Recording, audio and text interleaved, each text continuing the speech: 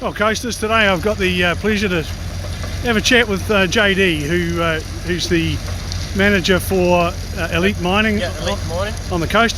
JD, thanks for chatting to me. No worries, Bruce. Tell me about alluvial gold mining on the coast. Oh, I think it's pretty good. It's been around for a long time, and I think it's got a strong place in the future of the coast.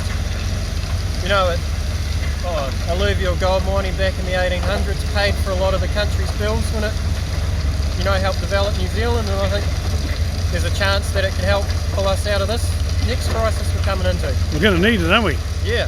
Now tell me, this area was, when you go through the history books, 1865, 1868, lots of miners in here. Yeah, well, I think, just around this whole Stafford Goldspur area, back in the late 1880s, there was well over 30,000 people. How many? 30,000. 30,000. Oh, for heaven's sake. Yeah, each different town, they all say they had a couple of thousand in them. Amazing. Yeah. And this valley we're in was, my recollection, was mined in the 80s as well.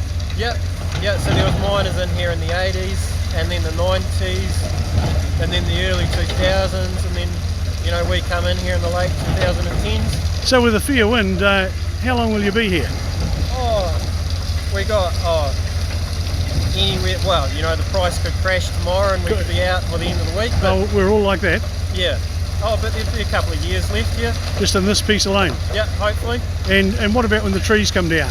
And then, this group of trees over here is about 7 years off harvest. And you can see down over there the good wash heading under them. So, once Ngāi harvest them and the good trees go to the local mills, then we'll be in and we'll turn it over. So these trees would be heading to, I guess, Ruatap and Stillwater at some stage? Yeah, I'd say that the mills are still there. I'm sure they'd send them to the closest mills.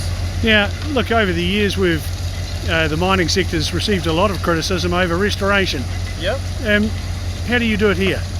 Oh, well, it's basically, each place is different. It's however the landowner wants it. We put it back, and then we've got bonds with the council and bonds with the landowners to make sure that's done to their standard. So with this area being mainly Ngāi Tahu, I guess would they be looking at replanting trees? So that's the plan, and part of the way the carbon credits are set out against the land as well. It's got to be replanted within 4 years of the crop being harvested. So you get a 4-year window to mine it before it gets... Yeah, up to 4 years. Oh, okay. No, it's not long, is it? No, so you got to sort of make hay while you can. Yeah, and trees growing in mine tailings. I talked to actually one of Peter Haddock's young fellas, and he was telling me a story about the trees growing better in tailings than on normal ground. Yeah, well, further down the valley in the areas that were mined in the past, the trees grow. When the loggers were in here, they said them trees were stronger and bigger. Don't blow over in the wind? No, and there was a lot of windfall around them still on the maiden swampy ground that hadn't been mined. So JD, we've got roughly 7 men on the sites we've had a look at today. Yep. How many other contractors or suppliers feed into a gold mining operation? Oh, well, we got, there's a fuel truck comes in every second week, and then we've got our own engineer, but there's normally always one mechanic on site for one day a fortnight. Then you've got sales people, and we've got a consent and compliance manager that's a contractor for us. He'd be a couple of days a week, keeping up to date with all our permits and resource consents. Yeah, something I heard the other day was that there's a number of hotels and motels on the coast where the suppliers that are selling you gear stay at night. Yeah, well, the transdiesel truck that we got this morning, there was 5 people come down from Nelson and Christchurch. They'd all stayed locally last night and tonight with that. Wow, mind you, that's a good looking truck, isn't it? Yeah. Do you get a bit of a buzz when you see something like that arrive? Yeah, that was the first new truck I'd ever driven, so that was quite exciting. Wow. Popped in it, 6 hours on the clock. Yeah, I love it. It's certainly quite a thing. And is the room, back in 1987, when I was involved in mining, there was 137 operations like yours, a screen, 2 diggers, 4 men, 4 utes. Can we ever get back to that? Yeah, well, I think just in this valley alone. You know, 4 years ago there was only about 6 miners in the valley, 6 operations, and now we're coming up close to 12. Oh gosh. With a few more set to start over the sort of coming rest of the year and early next year. Now listen, being a young fella, Yeah. did you ever think of going to see Parker over in the Yukon? Oh, it was always sort of a bit of a hope, and then I got a good job here, and you know, I can't really leave what I've got now.